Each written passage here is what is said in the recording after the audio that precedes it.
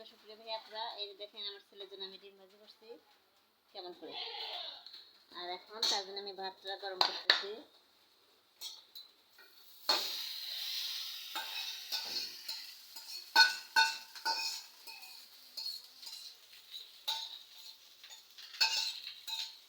এর আবার ঠান্ডা ভাত খাইতে চায় না, সেই জন্য গরম করে দেওয়া।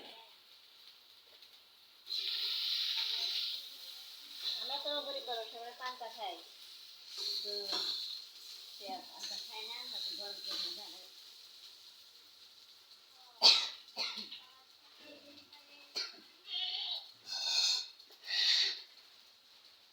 করলেন আসো, তোমার খাবার খাই গেছে রেডি।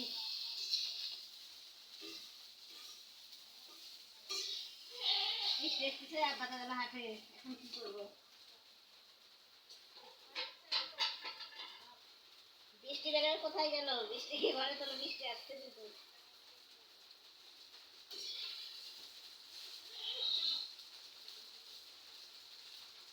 মা কোথায় গেল? বৃষ্টিকে ঘরে নিয়ে এসো।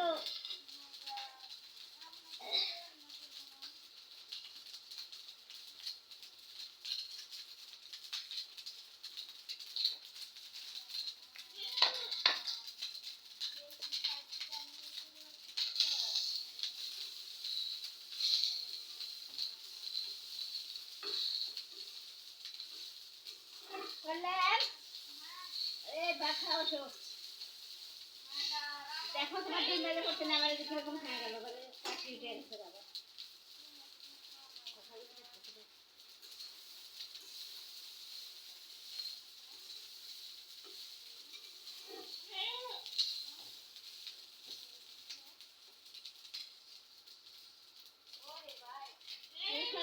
ডিম ভাজি খাওয়াটা আমাদের খুব সহজ, কষ্ট হয় না, কারণ আলু ভর্তা ডিম ভাজি যারা স্কুল কলেজে পড়াশোনা করে বা চাকরি করে তারা বা কিছু কিছু লোক প্রবাসে থাকে তাদের জন্য এটা হলো সহজ খাবার।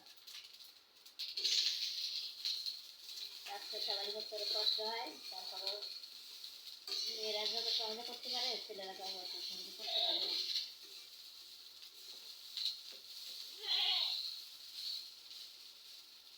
করলেন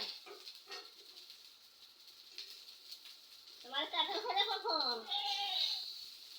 এক কাঁঠাল খাওয়া তো মানে শুধু খাচ্ছো, ওটা তো কাউকে খাওয়াতে দেখেন পাই না, ওটা তো বাইরে হয় এই যে আমাদের বড় এটা মানে কেটে ভাগ করে নিয়ে দেখি পাল্লা দেখি কত খেতে পারো।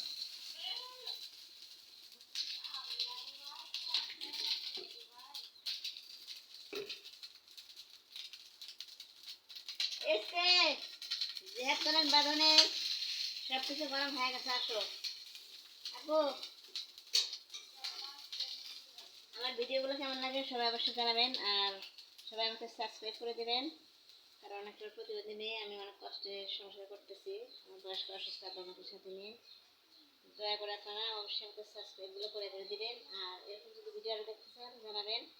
আমার একটা ফেসবুক পেজ আছে, সেটা হলো স্বপ্না জিহাদ নতুন জীবন, ওইখানে অনেক সুন্দর সুন্দর ভিডিও আছে, সেগুলো সবাই দেখবেন। আর আমার ইউটিউব চ্যানেল তো আপনারা নাম জানেন, প্রতিবন্ধী স্বপ্না স্টোর ভিলেজ, এখানে আমার জীবনের দুঃখ কষ্টের অনেক কাহিনী আছে, সবাই এগুলো দেখবেন। একটা ইউটিউব চ্যানেল আছে, ওটা জিহাদ স্বপ্নার নতুন জীবন।